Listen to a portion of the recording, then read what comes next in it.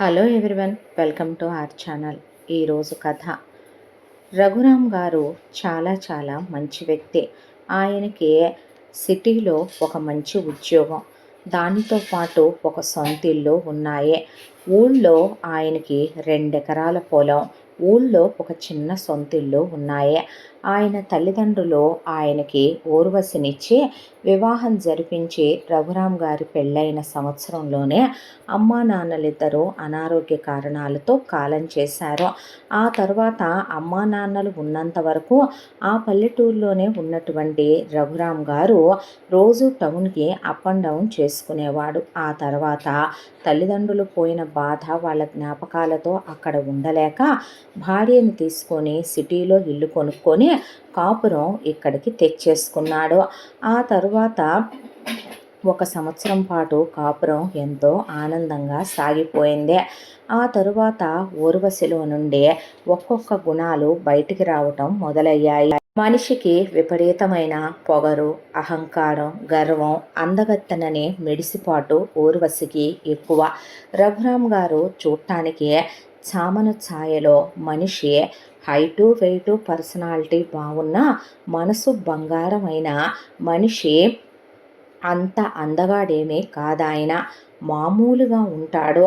కానీ ఊర్వశి మాత్రం ఎర్రగా బుర్రగా, ఎప్పుడూ ఒళ్ళు రానివ్వకుండా ఒక మిస్ ఇండియా లాగా బాడీని మెయింటైన్ చేస్తూ, ఫిజిక్ని మెయింటైన్ చేస్తూ, డైట్ని మేనేజ్ చేస్తూ, మొత్తానికి మనిషి ఎక్కడా ఏది తక్కువ ఎక్కువ కానివ్వకుండా మేకప్ విషయంలో, హెయిర్ స్టైళ్ళ విషయంలో, కట్టే బట్టల విషయంలో ప్రతిదీ చాలా కేర్ తీసుకుంటుంది. దానికి తోడు అస్సలు నోరు మంచిది కాదు. నోటికి ఎంత మాట వస్తే అంత మాట. ఆయన భర్తని చూసుకోకుండా ఆయన్ని ఏది పడితే అది నోటికొచ్చినట్టు మాట్లాడటం ఆవిడకున్న పెద్ద దురలవాటు. ఆ కాలంలో అమ్మా నాన్నలు ఆయనకి సంస్కారం నేర్పించి పెంచారు. భార్య అంటే నీలో సగమని, భర్త అంటే భరించేవాడని, భార్యని కొట్టకూడదు, తిట్టకూడదు, విడాకులు లాంటివి మన ఇళ్లల్లో లేవు అని చెప్పడంతో ఆయనలో ఒక మౌనం వచ్చేసింది. అది ఊర్వశి చేతగానితనంగా ఆయన మంచితనాన్ని అలుసుగా తీసుకుని ఎంత నోరేసుకొని రెచ్చిపోయే, ఆయన నోరు మూయిస్తున్నానని, పెత్తనం తందని, మొగుడు తను కూర్చోమంటే కూర్చొని, నుంచోమంటే నుంచుంటాడని, చేతగాని వెధవా అన్నట్టు కట్టి ఆయన్ని ఓ పక్కన పెట్టి మొత్తం చక్రం తనే తిప్పుతూ ఉండేదే. ఆ తరువాత పెళ్ళయిందే. భార్యతో గృహస్థ ధర్మం ప్రకారం కాపురం చెయ్యాలి అనే దాంతో వీళ్ళిద్దరి కాపురానికి మొదటి కాన్పులో ఊర్వశికి కూతురు పుట్టింది. పాప పేరు సంధ్య అని పెట్టుకున్నారు. చూడటానికి సంధ్య అచ్చుగుద్దినట్టు రఘురామ్ గారిలానే ఉంటుంది. చామన ఛాయ, పోలికలు కూడా ఆయనలాగే ఉండటంతో ఊర్వశి ఆ పాప పుట్టగానే అసహ్యించుకొని, నేను దీనికి పాలివ్వను, దీన్ని ముట్టుకోనని ఆయన ఒళ్ళో విసిరేసిందే. ఆయనే పాపకి తల్లయ్యి తండ్రయ్యి ఒక ఆయమ్మని పెట్టుకొని పిల్లని పెంచుకొచ్చుకుంటూ ఉండగా, సంధ్య పుట్టిన తర్వాత అందగాడైన పిల్లల్ని ఒకళ్ళని కనాలని ఊర్వశి మళ్ళీ ఆయన్నే కాపురం చేస్తావా సస్తావా అని ఆయన ఇంకొన్నాళ్ళు ఆగుదాం కదా, పాపకి ఇంకొక పురిటికి కనీసం ఒక 4-5 ఏళ్ళు గ్యాప్ ఉంటే మంచిదంటే వినకుండా ఆయన్ని తొందర పెట్టి మళ్ళీ గర్భవతి అయ్యే ఈసారి మాత్రం తనలాగా అందాల రాశి అయిన మరో కూతుర్ని కందే. ఆ పాప పేరు సౌందర్య అని పెట్టుకుందే. చిన్నమ్మాయే అందంగా ఉంటుంది చూడటానికి, కానీ చిన్నమ్మాయే అచ్చు తనలాగే పెరగాలనే దాంతో తనలాగానే పెంచటం మొదలుపెట్టింది ఊర్వశి పెళ్ళైన క్షణం నుంచే ఇంటి పనులు చెయ్యదు. చెమట పడతాయని, తనకి డస్ట్ పడదని ఇంట్లో పనివాళ్ళు ఉంటారు.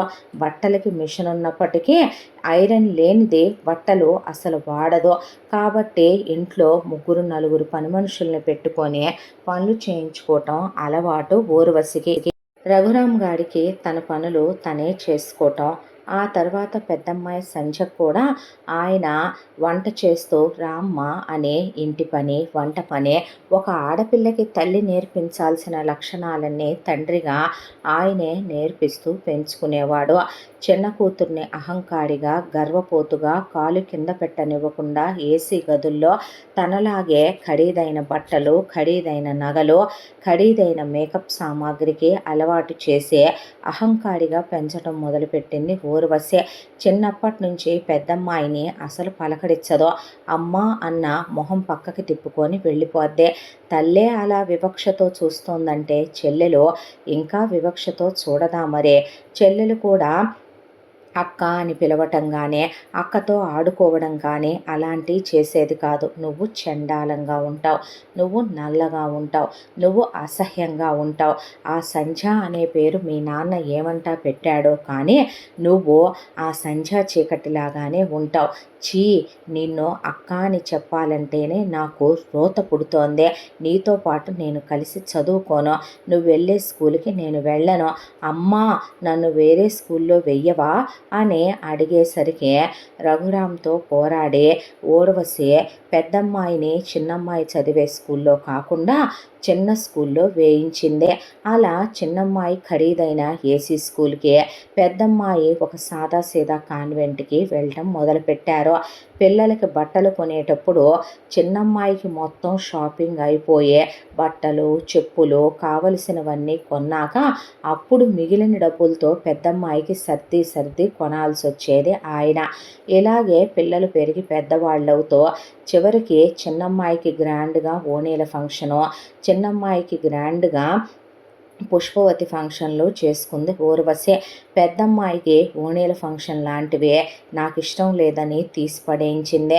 ఆ తర్వాత పిల్ల పుష్పవతి అయినప్పుడైనా నలుగురిని పిలిచి దాన్ని ఎత్తి 4 అక్షింతలు వేయిద్దామని ఆయనంటే కొంపలే మునిగిపోలేదులే. గదిలో ఒక 5 రోజులు కూర్చోబెట్టి స్కూలుకు పంపించు, స్నానం చేశాక నీ పెద్ద కూతుర్ని అని ఆ అమ్మాయిని వివక్షతో పక్కన పెట్టేశారు అమ్మ కూతుళ్ళు. ఇలా పెరిగి పెద్దవుతూ ఉన్న వీళ్ళిద్దరిలో సంధ్యకి రఘురామ్ గారిలాగా ఓర్పు, సహనం, మంచితనం అలవాటైపోయాయి. సౌందర్యక తల్లిలాగా గర్వం, అహంకారం, ఎదుటి వాళ్ళంటే చిన్నచూపు, హేళన అలవాటైపోయాయి. ఆ తర్వాత పెద్దమ్మాయి చాలా బాగా చదువుతే, అన్నిట్లో టాపరే. సంగీతం, నృత్యం, స్పోర్ట్సు, చదువు అన్నిట్లో ముందంజలో ఉంటుంది. ఆయనకి పెద్ద కూతురు అంటే ఎంతో ఇష్టం. పెద్ద కూతురుతో కలిసి చెస్ ఆడుకోవటం, క్యారమ్స్ ఆడుకోవటం, పెద్ద కూతురు చేత అవి ఇవి అని పెద్ద కూతురు వండి పెడితే తినటం ఆయనకున్న చిన్న చిన్న సరదాలు. కలిసి పెద్ద కూతురుతో వాకింగ్కి వెళ్ళి రావటం, మార్కెట్కి వెళ్ళి రావటం, గుడికి వెళ్ళి రావటం, యాత్రలకు వెళ్ళి రావటం, ట్రిప్పులకు వెళ్ళి రావటం, ఒక తండ్రి కూతురుతో ఉన్నట్టు కాకుండా ఒక స్నేహితుల్లా ఉండటం రఘురామ్ గారికి అలవాటు. సౌందర్య ఎటు ఆయన్ని నాన్న అని కూడా పెద్దగా పిలవదు. పైగా ఆయనతో అసలు కలవనివ్వదు ఊర్వశి. ఇలా రోజులు గడిచిపోతూ ఉండగా అమ్మాయిల్లో పెద్దమ్మాయిది ఇంజనీరింగ్ కంప్లీట్ అయిపోయింది. రెండో అమ్మాయిది కూడా ఇంజనీరింగ్ అయిపోయింది. ఇక పెద్దమ్మాయికి పెళ్లి చేద్దామని పెళ్లి సంబంధాలు చూడమంటూ ఉండగా పెళ్ళిళ్ళ పేరయ్య గారు ఒక సంబంధం తీసుకొచ్చాడు. అబ్బాయి వాళ్ళు కోటాను కోటీశ్వరులనే, అబ్బాయి వాళ్ళు గర్వం లేని వ్యక్తులనే, వాళ్ళు ఎవరిని తక్కువగా చూసే మనుషులు కాదనే, వాళ్ళు ఒక మధ్యతరగతి కుటుంబంలో పుట్టిన పిల్లనే కట్నాలకి ఆశించకుండా సింపుల్గా వాళ్ళ అబ్బాయికి ఇచ్చి పెళ్లి చేస్తే చాలనుకుంటున్నారనే అమ్మాయిని సంబంధం అడుగుదామని వచ్చాడు పేరయ్య. పిల్లాడి ఫోటో వివరాలు కనుక్కున్నాడు రఘురామ్ గారు. చూడటానికి అబ్బాయి బాగానే ఉన్నాడు. వాళ్ళ ఇంటి పేరు అది, కులం కూడా కలిసిందే. అరేంజ్డ్ మ్యారేజే కాబట్టే. దాంతో ఆయన సరే ఆలోచించుకొని కబురు పెడతాం అన్న తర్వాత, అమ్మ సంధ్య ఫోటో చూడు అన్న తర్వాత, అబ్బాయి పేరు వాసు అంటమ్మా, వెనకాల వివరాలు రాసున్నాయి చూడమనేసరికి బాగున్నాడు నాన్న అనే పెద్దమ్మాయి జీవితంలో దేవుడు చిన్నప్పటి నుంచే తల్లి విషయంలో, చెల్లి విషయంలో కొరచూపు చూసినందుకో, ఎవరి ప్రేమానురాగాలు తను ఎరగనందుకో, అన్నీ తండ్రి అయి తనను పెంచినందుకో మంచి అత్తారింటికి పంపిస్తున్నాడు. డబ్బున్న వాళ్ళింటికి, కట్న కానుకలు ఆశించని వాళ్ళింటికి కోడల్ని చేస్తున్నాడు. ఇంతకన్నా ఏం కావాలే, బహుశా అక్కడైనా నా నొసట్లో సుఖపడాలని రాసుందేమో అనుకుంది పెద్దమ్మాయి. అయితే ఆ ఫోటో వివరాలు ఇవన్నీ ఊర్వశి, సౌందర్య వింటూ నుంచున్నారు. అబ్బాయి ఫోటో చూడగానే అమ్మ నాకు చాలా నచ్చేశాడే అంది సౌందర్య. అక్కడికే సంధ్య అలా నిలబడిపోయింది నిలువు గుడ్లేసుకొని. అక్క కోసం చూసిన సంబంధం అమ్మ, తప్పు నువ్వు అలా మాట్లాడకూడదని రఘురామ్ గారు చెప్తుంటే తప్పే ఉందే. ఇప్పుడు నీ పెద్ద కూతురు ఉన్న ఎంతోటి అందానికి అంత అందగాళ్ళు కోటీశ్వర్ల సంబంధాలు అవసరమా ఏంటి? అసలు నువ్వు పెళ్ళిళ్ళ పేరైకి దీని ఫోటో పంపించొద్దు. నువ్వు పంపిస్తే నేను ఊరుకోను, ఉడిపోసుకొని సస్తాను. నీ ఇష్టం చెప్తున్నాను. నా కూతురికి కూడా విషం పోసి నేను పోతాను. నీ వల్ల నీ పెద్ద కూతురు వల్లే మేము పోయామని ఉత్తరాలు రాసిపెట్టి మరీ పోవాల్సి వస్తుంది. అయినా దీని బతుక్కి ఏ కూలో నాలో చేసుకునేవాడినిచ్చి ఏ పల్లెటూరో కట్టబెట్టేసే. నా చిన్న కూతుర్ని కాలు కింద పెట్టకుండా పెంచుకున్నాను నేను. నా చిన్న కూతురు ఏసీ భవంతుల్లో ఉండాలి, ఏసీ కారుల్లో తిరగాలి, చిటికేస్తే 10 మంది పనివాళ్ళు రావాలి, మొగుడు ఫారిన్ ట్రిప్పులకి తీసుకెళ్ళాలి, పెద్ద బిజినెస్ మ్యాన్కి నా పిల్లనిచ్చి పెళ్లి చేయాలని నేను కలగంటున్నాను అని. అది కాదు నువ్వు తప్పు చేస్తున్నావని ఆయనంటే నానా రచ్చ రగడా చేసి నానా గొడవ చేసి చిన్న విషయాన్ని గోడంత విషయాన్ని కొండంత చేసి గోటితో పోయేదాన్ని గొడ్డల దాకా తెచ్చి ఆయన్ని కొట్టాలన్నంత కోపం వచ్చి ఆయన మాట వినట్లేదని పడేసి సంధ్యని కొట్టారు అమ్మ కూతుళ్ళు. అది చూడలేని ఆయన, సరే నీ చిన్న కూతురికే ఇచ్చి చేసుకో, నేనే నా పెద్ద కూతురికి వేరే సంబంధం వెతుక్కుంటాను అన్నదాకా ఆ అమ్మాయిని కొడుతూనే ఉన్నారు. ఆ తరువాత ఇక పెళ్ళిళ్ళ పేరయ్య గారిని పిలిచి మా పెద్దమ్మాయికి కాదులేండి చిన్నమ్మాయికి చేద్దాం అనుకుంటున్నామని ఆయనతోనే చిన్నమ్మాయి ఫోటో వివరాలు ఇప్పించిందాక ఊర్వశికి సౌందర్యకి నిద్ర పట్టలేదు, మనశ్శాంతి కలగలేదు. అలా సౌందర్య ఫోటో తీసుకెళ్ళి పెళ్లి కొడుకు వాసు వాళ్ళకి చూపించాడు పెళ్ళిళ్ళ పేరయ్య. మాకు మధ్యతరగతి కుటుంబంలో అమ్మాయి అయితే చాలు, చూడటానికి అమ్మాయి బాగుంది, సంబంధానికి సరే అన్నామని చెప్పమన్నారు వాళ్ళు. అలాగే మాకు పెళ్లి చూపుల ఆనవాయితీ లేదు, నిశ్చయితాంబూలాలు మేము గుళ్ళోనే మార్చుకుంటాము, పెళ్ళి మాకు సింపుల్గా చేస్తే చాలని చెప్పమని కబురు పంపారు. సరేనన్నాడు రఘురామ్ గారు. ఇక ముందు పెద్దమ్మాయి పెళ్లి చేయకుండా చిన్నమ్మాయి పెళ్లి ఎలా చేస్తాననే దాంతో పెద్దమ్మాయికి సంబంధాలు వెతుక్కుంటూ ఉండగా రఘురామ్ గారి స్నేహితుడు ఒక ఆయన స్నేహితుడి కొడుక్కి పెళ్లి సంబంధాలు వెతుకుతున్నారని అబ్బాయి ఫోటో వివరాలు రఘురామ్ గారికి ఇచ్చాడు. అబ్బాయి పేరు సూర్య, డిగ్రీ వరకు చదువుకున్నాడు. అమ్మా నాన్నలకి ఒక్కడే కొడుకు. వాళ్ళ అమ్మగారు ఒక 50 ఆవులు 50 గేదెలు ఉంటే ఒక డైరీ ఫామ్ నడిపిస్తున్నారు. అబ్బాయి వాళ్ళకి 25 ఎకరాల పొలం ఉంది. ఆ పొలం వాళ్ళ నాన్న వ్యవసాయం చేస్తుంటే అబ్బాయి కూడా వ్యవసాయంలోనే ఉండి సాయం చేస్తున్నాడు. ఉండేది పల్లెటూరులోనే. వాళ్ళకు పల్లెటూరులోనే ఒక మండువాలోగిలి ఇల్లు ఉంది. వాళ్ళు కట్న కానుకలు ఆశించట్లేదు. పిల్ల మంచిదైతే చాలు, చదువుకున్న పెళ్ళైతే సంస్కారం ఉన్న కుటుంబంలో పెళ్ళైతే చాలు అనుకుంటున్నారా రఘు అని చెప్తే అంతకన్నానా అని పిల్లాడి ఫోటో వివరాలు తెప్పిస్తే పిల్లాడు బాగున్నాడు, చూడటానికి చక్కగా ఉన్నాడు. దాంతో సంధ్యను పిలిచి అమ్మ చూడు అన్న తర్వాత మీ ఇష్టం నాన్న అనేసిందే. అన్న తర్వాత చిన్నమ్మాయికి ఎటు పెళ్లి చూపులకి రాలేదు కాబట్టి పెద్దమ్మాయిని కూడా ఆయనే పర్సనల్గా పిల్లాడి వివరాలవి కనుక్కొని చిన్నమ్మాయికి పెళ్లి చేయబోయే అబ్బాయి గురించి కూడా ఎంక్వైరీ చేయిస్తానని ఊర్వశితో అంటే, అంత పెద్ద పెద్ద వాళ్ళ గురించి మనం ఎంక్వైరీ చేస్తే వాళ్ళ అవమానంగా ఫీలే సంబంధం క్యాన్సిల్ చేసుకోవాలనే కదూ నువ్వు అలాంటి నాటకాలు వేస్తున్నావు.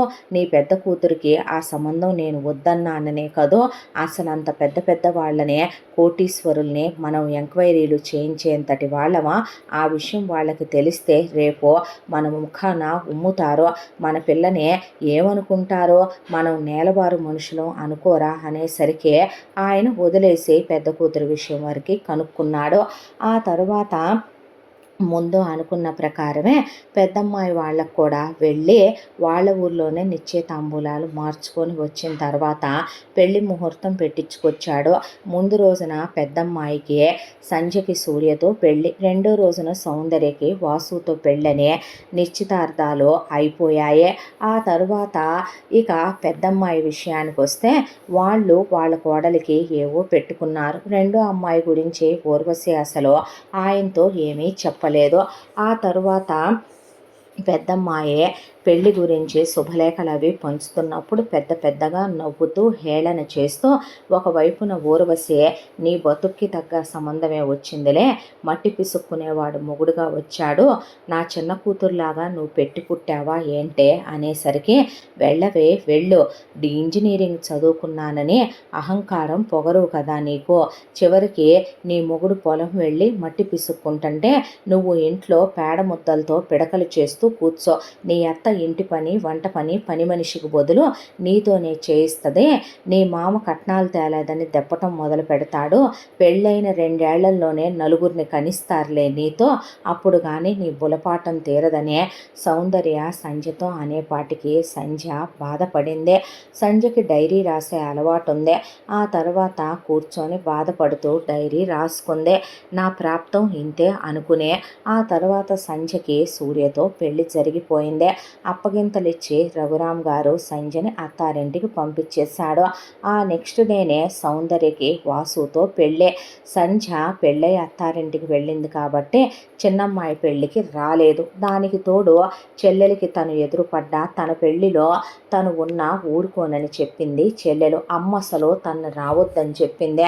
తన ముఖం చూస్తేనే తన ఏడుపు తగిలి చెల్లెలి జీవితం నాశనం అయిపోద్దని శాపనార్థాలు పెట్టి పంపారు. దాంతో అమ్మాయి అసలు రాలేదు. సౌందర్య పెళ్ళైపోయి వాసుతో కాపురానికి వెళ్ళిపోయింది. ఇద్దరు ఆడపిల్లల బాధ్యత తీరిపోయింది కాబట్టి అలా చుట్టాలిళ్ళకి యాత్రలకి వెళ్ళొద్దాం రారాదు ఊర్వశి అని ఆయనంటే, నీలాగా నేను ముష్టిదాన్ని కాదు, నీలాగా నేను లో క్లాస్ దాన్ని కాదు, నీలాంటి చీప్ అలవాట్లు నాకు లేవు, నువ్వు వెళ్ళు, నేను నా ఫ్రెండ్స్తో కలిసి చిల్అవుట్ అవ్వాలి అందే. సరేనని ఆయన అలా 1 సంవత్సరం పాటు కాస్త 4 డబ్బులు బ్యాంకీలో వేసుకొని ఆయన వెళ్ళాలనుకున్న పుణ్యక్షేత్రాలన్నీ వెళ్ళి ఆ మధ్య మధ్యలో ఉన్న చుట్టాలందరి ఇళ్ళకి వెళ్ళి సంవత్సరం తర్వాత ఇంటికి తిరిగి వచ్చాడు. ఆయన తిరిగి వచ్చేసరికి ఊర్వశి నెత్తి మీద గుడ్డేసుకొని మనిషి సన్నగా అయిపోయి, ఏంటో చెంపలన్నీ పీక్కుపోయి కనుగుంటలు విడిచే మనిషి దిగాలుగా ఉంది. ఆయన్ని వచ్చాక పలకరించలేదు. ఈలోపు పెద్దమ్మాయి వాళ్ళు రాసిన ఉత్తరాలు ఒక కుప్పున్న ఇంట్లో ఓపెన్ చేసి కూడా చదవలేదు. అవి తీసి ఒక్కొక్కటి చదువుకుంటూ ఆ తరువాత పెద్దమ్మాయికి ఫోన్ చేస్తే, ఈలోపు పెద్దల్లుడు వియ్యంకుడు వియ్యపురాలు తను మీ మీద దిగులు పెట్టేసుకుందని పెళ్ళయ్యాక చూడటానికి రావద్దా అని, పెళ్ళయి సంవత్సరం అయిపోతోంది, ఇప్పటి వరకు తండ్రి రాలేదంటే నలుగురు ఏమనుకుంటారని అంటే, అయ్యో లేదమ్మా లేదల్లుడు, ఇలా తీర్థయాత్రలకు వెళ్ళాను అంటే ముందు మీరు రండి అని వాళ్ళు గొడవ పెట్టారు. ఆ తర్వాత ఆయన పెద్దమ్మాయి దగ్గరికి వెళ్ళాడు. వెళ్ళి 1 వారం రోజులు పెద్దమ్మాయి కాపురాన్ని చూసిన తర్వాత పెద్దమ్మాయి దగ్గరికి వెళ్ళిన తను రెండో అమ్మాయి దగ్గరికి కూడా వెళ్ళి రావాలనే దాంతో రెండో అమ్మాయి ఇంటికి వెళ్ళాడు. వెళ్ళేసరికి రెండో అమ్మాయిని చూసి, అమ్మ లోపల మా అమ్మాయి ఉంటుంది పిలువని ఎవరో పని మనిషి అనుకున్నాడు ఆయన. నాన్న నేనే అనేసరికి, నువ్వా సౌందర్య అన్నాక, ఎవరా వచ్చిందే అనేసరికి, నేనేనమ్మా, ఏంటంట అయితే, నువ్వు వస్తే ఏమన్నా గొప్ప, మీ నాన్న వెళ్ళి అవుట్ హౌస్లో ఉండమను అని ఆయన అవుట్ హౌస్లో పడేశారు పని వాళ్ళతో పాటు. అయినా ఆయన అక్కడే కూర్చున్నాడు. ఆ తర్వాత చిన్న కూతుర్ని గమనిస్తే చిన్న కూతురు రాత్రికి వచ్చి ఆయన దగ్గర కింద కూర్చుంది. చిన్న కూతురు వైపు చూసి ఆయన షాక్కి గురయ్యాడు. ఒకవైపున చెదిరిపోయిన జుట్టు, పిచ్చిదానిలాగా జడ, మనిషి అంతా పేలవంగా తయారైపోయింది, పీక్కుపోయింది మనిషి, నీలుక్కుపోయింది. దాంతో ఆయన, ఏంటమ్మా ఈ అవతారం అన్న తర్వాత, ఏముంది నాన్న నా తలరాత అని జరిగింది మొత్తం చెప్పుకొచ్చింది.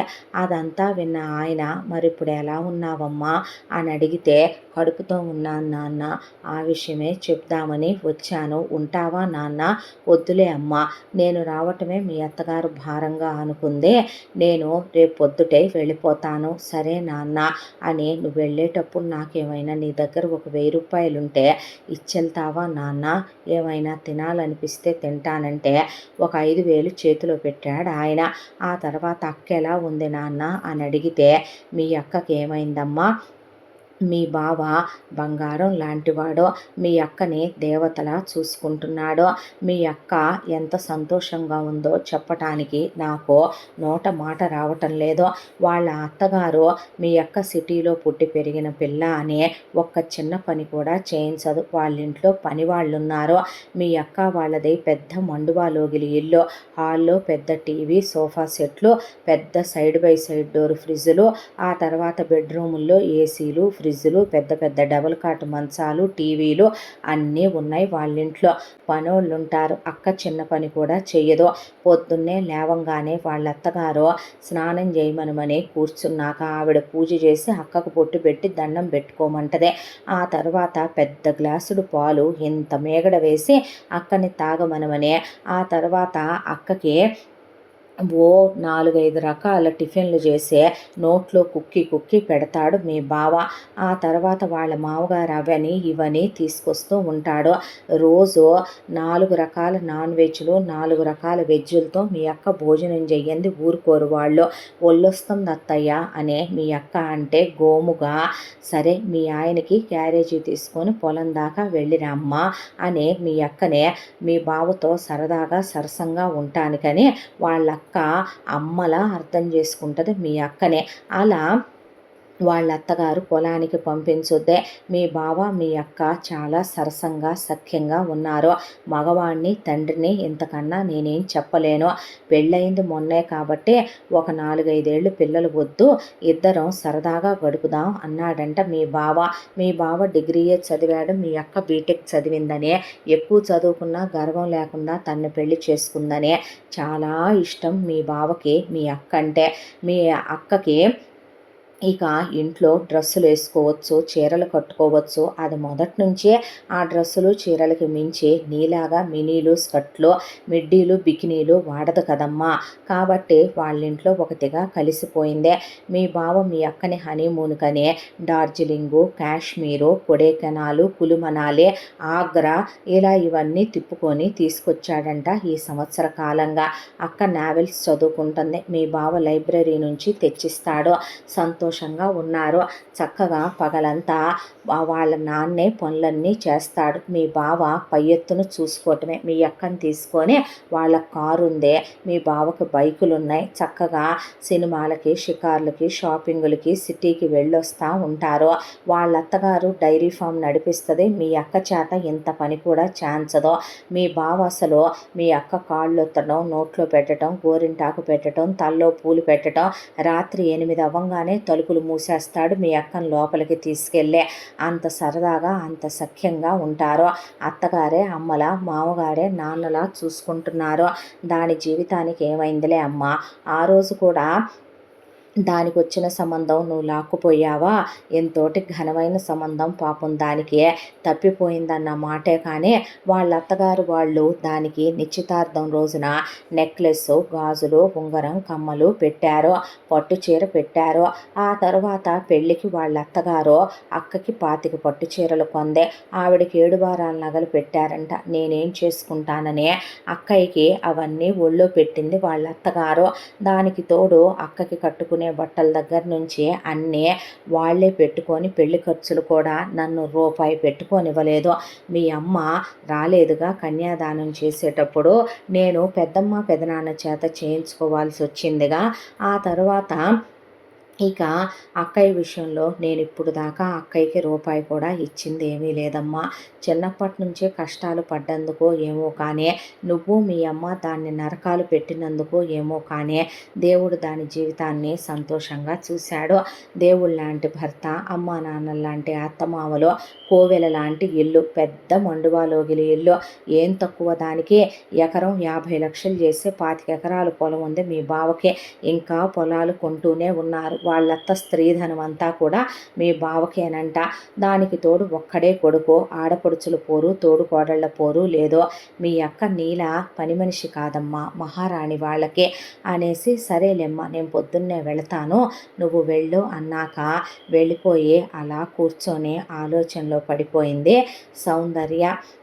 ఒకప్పుడు దాని జీవితం గురించి ఒకటి అనుకున్నాను.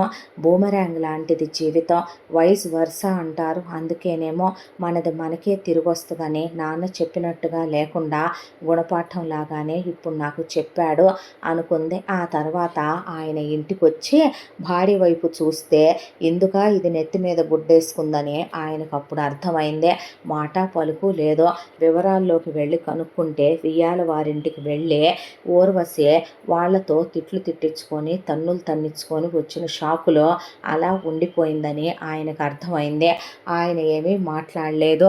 ఇక ఆ తర్వాత ఆయన పెద్ద కూతురు గదిలోకి వెళ్ళి కూర్చుంటే అనుకోకుండా పెద్ద కూతురు డైరీ కనపడింది. ఆ డైరీ ఓపెన్ చేసి చదివితే చిన్నప్పటి నుంచి అమ్మ చెల్లి వివక్షతో చూశారు. నాన్న చిన్నప్పటి నుంచి ఏది కొన్నా చెల్లెలికి కొన్నాక మిగిలిపోయిన వాటితోనే నాకు కొనేవాడు. అలాగే నా వరకు వచ్చేపాటికి కోటీశ్వర్ల సంబంధం నాకు తప్పిపోయే చెల్లెలికి ఆ సంబంధం ఖాయం చేసి నా వరకు ఒక పల్లెటూరు అబ్బాయిని ఖాయం చేస్తున్నాడు. రేపు నా బ్రతుకు ఎలాగున్నా నాన్నకు కూడా నా మీద ప్రేమ లేదు, నాన్న కూడా నా గురించి పట్టించుకుంది ఇదేనా అని రాసుకొని ఉన్నాయి. దాంతో ఆ డైరీ చేత పట్టుకొని పెద్ద కూతురు దగ్గరికి వెళ్ళాడు. వెళ్ళిన ఆయన్ని పెద్దల్లుడు వియ్యంకుడు కలిసి కూర్చోబెట్టి ఊళ్ళో కబుర్లన్నీ చెప్పారు. 10 రకాల వంటలతో వియ్యపురాలు వంట వండితే నాకు పొట్టొస్తుందమ్మా, నీ దగ్గరికి వచ్చి వెళ్ళినప్పుడు వీటికే అన్నయ్యా అని కొసరి కొసరి పెట్టాక ఆ రాత్రి సరదాగా టీవీ చూస్తూ కబుర్లతో గడిచిపోయింది. తెల్లారి అల్లుడు ఎరువులు తీసుకురావటానికని టౌన్కి వెళ్ళాడు. వియ్యంకుడు పొలానికి వెళ్ళాడు. వియ్యపురాలు డైరీ ఫామ్ దగ్గరికి వెళ్ళింది. కూతురు ఖాళీగా దొరికిందే. ఏంటమ్మా ఈ డైరీ అని అడిగాడు సంజని. అదా నాన్న, ఎప్పుడో పెళ్లి కాకముందో అమ్మ చెల్లి పల్లెటూరు వాళ్ళు చాకరీ చేయిస్తారు, పిడకలు కొట్టిస్తారు, బావిలో నీళ్లు తోడిస్తారు, నిన్ను పిల్లల్ని కనమనమని టార్చర్ పెడతారని నన్ను భయపెట్టేసరికి రాసుకున్నాలే నాన్న.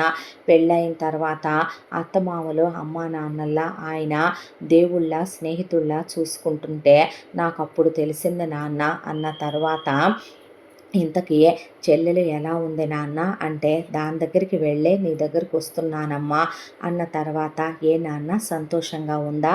అబ్బో ఎంత సంతోషంగా ఉందో తెలుసా అమ్మ అంటే, అవునా నాన్న మీ చెల్లెలు కడుపుతో ఉందంట, అప్పుడే కడుపుతో ఉందా?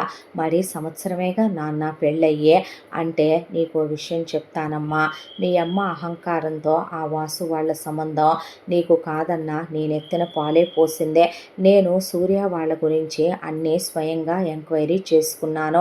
నీ భర్త అత్తమామలు చాలా మంచివాళ్ళు అని తెలిసిన తర్వాతే నిన్ను నేను సూర్యకిచ్చి పెళ్లి జరిపించాను. మీ అమ్మ నన్ను మీ చెల్లెలి విషయంలో ఆ ఎంక్వైరీ చెయ్యనివ్వకుండా పైగా మీ అమ్మ మొదటి నుంచే నీ కడుపు కొట్టి నీకు ఫీజులు కట్టనివ్వకుండా, నువ్వు మెరిట్ మీద చదువుకున్నావు అది వేరే విషయం, నా జీతంలో నుంచి పొలం మీద వచ్చిన కౌళ్లల్లో నుంచే దాచి దాచి దాచి రూపాయి 50 లక్షలు పోగు చేసే నాకు కూడా తెలియకుండా సౌందర్యకి ఆ 50 లక్షల కట్నంగా ఇచ్చింది.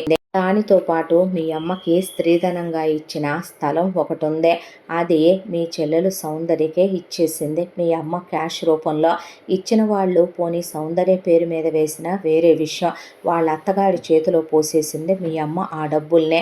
దాంతోపాటు మా పెళ్లిలో మీ నానమ్మ అంటే మా అమ్మ మీ అమ్మకి 25 తులాల బంగారం పెట్టింది. మీ అమ్మ పుట్టింటి వాళ్ళు 25 తులాల బంగారం పెట్టారు. ఇన్నేళ్లుగా మీ అమ్మ నాకు తెలియకుండా నీకేమీ చేయించకుండా చెల్లికి 50 తులాల బంగారం చేయించిందే. వెరసి మొత్తం తన మెళ్ళో తాళి గొలుసు 2 గాజులు ఉంచుకొని ఒక జత చెవికమ్మలు ఉంచుకొని 100 తులాల బంగారం సౌందర్యకి పెట్టి అత్తారింటికి పంపించేటప్పుడు, నీ పెళ్లి విషయంలో నేను రూపాయి ఖర్చు పడలేదు కానీ చిన్నదాని పెళ్లి విషయంలో 10 లక్షల రూపాయలు నేను బయట నుంచి తీసుకురావాల్సి వచ్చిందే.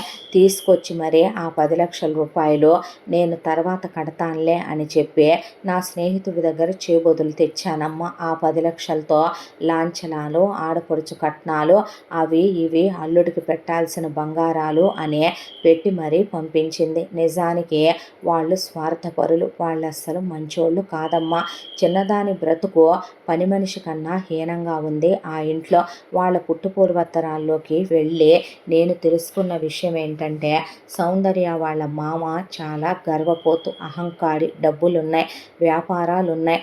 సౌందర్యకి 3 తోడుకోడళ్ళున్నారు. 4వ వాడు సౌందర్య భర్త వాసు. వాళ్ళ పెద్ద కోడలు, రెండో కోడలు, మూడో కోడలు 10 కోట్ల రూపాయల కట్నాలు తీసుకొచ్చారు. ఆ తర్వాత సౌందర్య ఆడపడుచు ఇంట్లోనే ఇల్లరికం ఉంటుంది. మొగుడితో సహా వచ్చి సౌందర్య ఆడపడుచుకు 3 పిల్లలు, సౌందర్య తోడుకోడళ్ళు ఒక్కొక్కళ్ళకి 2 3 పిల్లలు. ఆ తర్వాత ఈ 4వ అబ్బాయి వాసుకి విపరీతంగా అతనికి అమ్మాయిలతో తిరిగే చెడు అలవాట్లున్నాయి. దానికి తోడు సిగరెట్లని, జూదమని, మందని, విచ్చలవిడి రకం అని నీకు చెప్పాలేమో బహుశా కూడా. అలాంటి వాడికి ఎవరు పిల్లనివ్వనన్నారు. ఇచ్చిన కట్నాలు ఇచ్చే అసలు ఇవ్వనన్నారు. దాంతో వాళ్ళమ్మ తెలివిగా ప్లాన్ వేసిందే. వాళ్ళ అహంకారానికి, గర్వానికి ఆ ఇంట్లో ఏ వంట మనుషులు, ఏ పని మనుషులు ఉండట్లేదు. వచ్చిన వాళ్ళు వచ్చినట్టే వీళ్ళు కొడతారమ్మా, పని వాళ్ళని తిడతారు. దాంతో ఉండలేక ఆ పని వాళ్ళు పారిపోతున్నారు. దాంతో వాళ్ళకి జీతం భత్యం లేని పని మనిషి కావలసి వచ్చింది. ఆ పని మనిషి కోడలైతే కొట్టినా తిట్టినా పడుంటది కాబట్టి చాలా తెలివిగా ఎత్తువేసిన సౌందర్య అత్త కొడుక్కి మధ్యతరగతి అమ్మాయి కావాలని, కట్నం లేని అమ్మాయి కావాలని తెలివిగా పెళ్ళిళ్ళ పేరైకి చెప్పి పంపారు సంబంధం. ఆ తరువాత ఆ సంబంధం నీకొచ్చిందే. నువ్వు చేసుకొని ఉంటే నీ చెల్లెలు మొగుడినే ఇప్పుడు ఆ ఇంట్లో నువ్వు పాచి పనులు చేసుకుంటూ నీ చెల్లెల్లా బ్రతకాల్సి వచ్చేది నీ జీవితం. సౌందర్య అత్తారింటికి వెళ్ళిన తర్వాత సుఖపడిందేమీ లేదమ్మా. ఒక నెల రోజుల పాటు మొగుడుతో కాపురం చేసింది. నీ మొగుడు తీసుకెళ్ళినట్టు కూడా దాన్ని ఎక్కడికి తీసుకెళ్ళలేదు.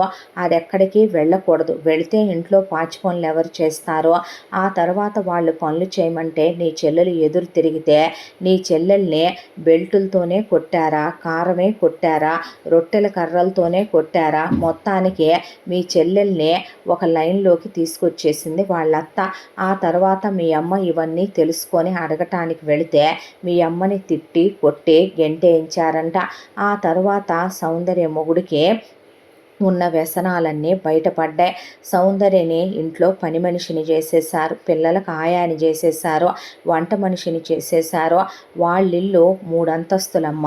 ఒక్కొక్క అంతస్తుకి 5 బెడ్రూములు చొప్పున ఉంటాయి. అంతా దాంట్లో మీ చెల్లెలు పిల్లల్ని కనాలి. మగపిల్లాడు పుట్టేంత వరకు కని తీరాలి. ఇది వాళ్ళత్త పాస్ చేసిన రూలు. కాబట్టి అది తెంపుకొని బయటికి రాలేదు కదా. అదీ కాక ఇప్పుడు విడాకులు తీసుకోవటానికి అయినా సరే మీ అమ్మ కట్నం మొత్తం వాళ్ళ చేతిలో పోసేసిందే. ఇప్పుడు దాన్ని వెనక్కి తెచ్చుకున్నంత మాత్రాన అది కన్య అవుద్దా? దాన్ని ఇంకొకటి చేసుకుంటాడా? అహంకారంతో ఇది ఎదురు తిరిగినందుకు వాళ్ళు బాగా కొట్టి ఒళ్ళంతా సలుపులు తేలిపోయింది. మనిషికే సన్నగా అయిపోయి పిచ్చిదానిలా తయారైపోయింది. ఇక మీ అమ్మ తను కన్న కలలన్నీ కుప్పకూలిపోయి ఆ రోజు నీకు రావలసిన సంబంధాన్ని కూతురికిచ్చి చేశానని గర్వంతో విర్రవీగిపోయినందుకు మీ అమ్మ అహం మీద దేవుడు దెబ్బ కొట్టి మీ చెల్లెలు గర్వాన్ని అణగదొక్కేసరికి మీ అమ్మ పిచ్చిదైపోయి ఆకాశంలోకి చూస్తూ మీ చెల్లెలు ఫోటో చూస్తూ ఆలోచించుకుంటూ స్నానం చేయట్లేదు. నేను నీళ్లు పెట్టి బాత్రూంలో వదిలిపెడితే స్నానం చేస్తుంది. నేనే అంత గ్లూకోజ్ గొంతులో పోసి, నేనే అంత పాలు, అంత మజ్జిగ రసం గొంతులో పోస్తున్నాను. మీ అమ్మ ఎన్నాళ్ళుంటుందో తెలీదు. మీ అమ్మ పోయిందాకా దాన్ని పెళ్లి చేసుకున్న పాపానికి నేను దాంతో కాపురం చేయక, అది నాకు సేవ చేయాల్సింది పోయి నేను దానికి సేవ చేయక తప్పదు కదా అమ్మా. అది పోయాక నీ దగ్గరికి చేరుకుంటాను తల్లి నేను. ఇక చిన్నదాని జీవితాన్ని ఎవరు మార్చగలిగిందేమీ లేదు. అది బయటకు వచ్చే సిచ్యువేషన్లో దాని జీవితం లేదు. తీసుకొచ్చి నేను విడాకులు ఇప్పించినా నీ చెల్లెలి జీవితం బాగుపడేది లేదో. పైగా ఇప్పుడు ఇంత జరిగిన తర్వాత ఏమని వస్తానులే నాన్న అనేసిందమ్మ. దాంతో నువ్వెలా ఉన్నావని అడిగింది. నీ జీవితం గురించి చెప్పాను.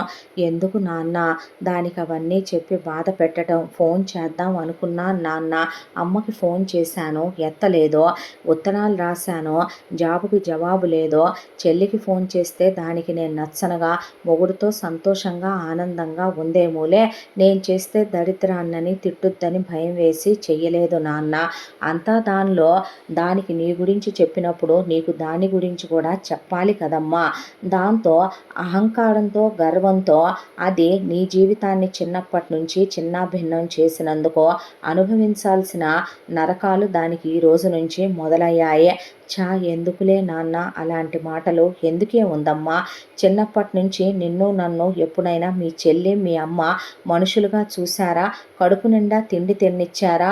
మన కోసం మీ అమ్మ పచ్చళ్ళు 5 రూపాయలు పచ్చడి కొనేది రోజు. అది కాకుండా నేను బయట నుంచి ఏ పప్పు సాంబారు కర్రీ పాయింట్లో కొనుక్కొచ్చో నువ్వు నేను వండుకోను, నీకు ముద్ద పెట్టుకొని నేను ముద్ద తినేవాడినే. మన జీవితం అంతా రేషన్ బియ్యమేగా. సంవత్సరానికి 2 జతల బట్టలు నాకు, 2 జతల బట్టలు నీకు కొనుక్కొని జీవితం గడుపుకొచ్చాం మనం. దేవుడు అనేవాడు ఉండడా? లెక్కలనేవి చూడడా? ఎవరు చేసుకున్నందుకు వాళ్ళు శిక్ష అనుభవించొద్దంటావా చెప్పు. అలాగే నీకు బుద్ధి రావాలి. అందుకే ఈ డైరీ ఏంటో కనుక్కుందామని. నీ జీవితం నాన్న చిన్నప్పటి నుంచి మౌనంగా ఊరుకున్నాడేమో కానీ ఎప్పుడూ నాశనం చేయలేదమ్మా. మీ నాన్న చేతగాని వాడు కాదు, మీ నాన్న భార్యా విధేయుడు కాదమ్మా. మీ నాన్న మీ అమ్మ అంటే అసహ్యం వేసి మీ ఇద్దరూ పుట్టిన తర్వాత మీ అమ్మని నేను తాకి ఎరుగను. మీ అమ్మ నోట్లో నోరు పెట్టలేక, అది సంస్కారవంతుల లక్షణం కాదు కాబట్టి మీ అమ్మకు విడాకులు ఇవ్వలేక, నేను వీధికి ఎక్కలేక, నాకుంది 2 ఆడపిల్లలనే ఆలోచించి మౌనం వహించాను నేను. అర్థమవుతుందా అమ్మా నీకు అన్న తర్వాత, క్షమించు నాన్న అన్నాక, నీ జీవితాన్నే నేను చిన్నప్పటి నుంచి పుట్టింట్లో ఉందే ఒక 20 ఏళ్ల పాటేమో, కానీ జీవితాంతం ఉండాల్సిన అత్తిళ్ళు నీకు నేను మంచి ఇల్లే, కోవెల లాంటి ఇల్లే ఇవ్వగలిగాను. మీ అమ్మ నీ చెల్లెలకు కూడా నేను అదే న్యాయం చేసేవాడిని తండ్రిగా. కాలు దన్నుకున్నారో అందులో నా తప్పే ఉందమ్మా అని ఆ డైరీ తీసుకొని ఆయన పక్కనే పొయ్యి వెలుగుతుంటే ఆ పొయ్యిలో పడేశాడు తీసుకెళ్ళి. నీ భర్తతో నువ్వు సుఖంగా కాపురం చేసుకో, అన్యోన్యంగా ఉండు. నువ్వేమైనా నీ భర్తతో సఖ్యతగా ఉండట్లేదేమోనని ఈ డైరీ చదివిన తర్వాత నాకు భయం వేసిందే. లేదు నాన్న, నేను ఆయనతో చాలా సంతోషంగా ఉంటున్నాను. అత్తయ్య మావయ్య నన్ను చాలా బాగా చూసుకుంటున్నారు. అత్తగారు అసలు నన్ను వెంటనే పిల్లల్ని కనొద్దు అని కూడా చెప్పారు. ఇదిగో నాన్న, ఇవన్నీ ఆయన నా కోసం తెచ్చిన నావెల్స్. నేను చదువుకున్నాను, మీకు పుస్తకాలు చదవటం అలవాటుగా మీ నుండే నాకు వచ్చిందిగా. ఇవి తీసుకెళ్ళి మీరు చదవండి. అమ్మని చూడటానికి వస్తాను నాన్న ఆయన్ని తీసుకొని. వద్దమ్మా, నువ్వు వచ్చినా అది గుర్తుపట్టే స్థితిలో లేదో. పైగా అనవసరమైనటువంటి ఇవన్నీ చెప్పుకుంటూ రావాలి ఇప్పుడు అల్లుడు వాళ్ళకే. ఎందుకు అనవసరంగా? దానికి ఆరోగ్యం బాలేదని నేను చెప్పాను. మీరొక్కరే వస్తారే, వదిన గారిని తీసుకురారని మీ అత్తగారు అడిగితే దానికి ఆరోగ్యం బాగోట్లేదు అని చెప్పానమ్మా. చేసిన పాపం అనుభవించనివ్వు. డాక్టర్ దగ్గరికి తీసుకెళ్ళాను. సైకిక్ దిగ్భ్రాంతికి గురైందని చెప్పాడు డాక్టరు. ఆ తర్వాత నయమైందా అవుద్ది, లేదా ఇక దాని సమయం అంతవరకే అనుకోని, భర్తగా నేను నెరవేర్చాల్సిన కర్తవ్యం నెరవేర్చాల్సిన రోజున కూతురుగా రావాలి కాబట్టి అప్పుడు రామ్మ నీ మొగుడిని తీసుకొని వెళ్ళొస్తాను తల్లి అని ఆయన బయలుదేరిపోయాడు. ఆ తర్వాత జాగ్రత్త నాన్న అంటే, సరేలేమ్మా నువ్వు జాగ్రత్త అనుకుంటూ ఆయన బయలుదేరి వెళ్ళిపోయాక పెద్ద కూతురు అలా కూర్చుని ఆకాశం వైపు చూస్తూ, నాన్న నిజంగా నాన్నే, నాకెంత మంచి జీవితాన్ని ఇచ్చావు నాన్న. మరు జన్మెత్తిన నీ కూతురుగానే పుట్టించమని ఆ దేవుణ్ణి అడుగుతాను. కానీ చెల్లెలి జీవితం చెల్లెలే కాలరాచుకుందనే బాధ ఉండిపోయింది నా గుండెల్లో అనుకుంది సంధ్య. అంతా దాంట్లో అక్కడ సౌందర్య కూడా కూర్చొని చాకిరి చేసి చేసి చేసి అలిసిపోయి ఆకాశం వైపు చూసుకుంటూ, నాన్న ఎంత అందమైన పిలుపదే, కానీ అమ్మ నన్ను ఆ పిలుపుకి దూరం చేసిందే, అహంకారిగా పెంచిందే, సొంత అక్కకి శత్రువుని చేసిందే, చివరికి నా మెట్టినిల్లో నాకు అంపశయ్య చేసేసిందే, నరకం అనుభవిస్తున్నాను, నేను చేసుకున్న పాపాలకి నాకు ఈ శిక్ష పడాల్సిందేలే అని అలా బాధపడుతూ అక్కయ్య ఎక్కడున్నా బాగుండాలి, చిన్నప్పటి నుంచి మేము కష్టాలు పెట్టాంగా, అందుకే దేవుడు దానికి మంచి జీవితాన్ని ఇచ్చాడని అలా ఆకాశంలోకి చూస్తూ ఆలోచించుకుంటూ ఈ కథ ఇలా కంచికి చేరిందే. ఇంతటితో ఈ కథ సమాప్తం. మళ్ళీ మరొక మంచి కథతో కలుసుకుందాం. తప్పకుండా మన ఛానల్ని లైక్ చేయండి, షేర్ చేయండి, సబ్స్క్రైబ్ చేయండి, బెల్ ఐకాన్ క్లిక్ చేసి ఆల్ అనే బటన్ని ప్రెస్ చేయడం మర్చిపోకండి. ఇంత మంచి కథనే మనకు అందించిన కథా రచయిత్రే సాయి లలిత గారు. మరో మంచి కథతో తప్పకుండా కలుసుకుందాం. Thank you so much.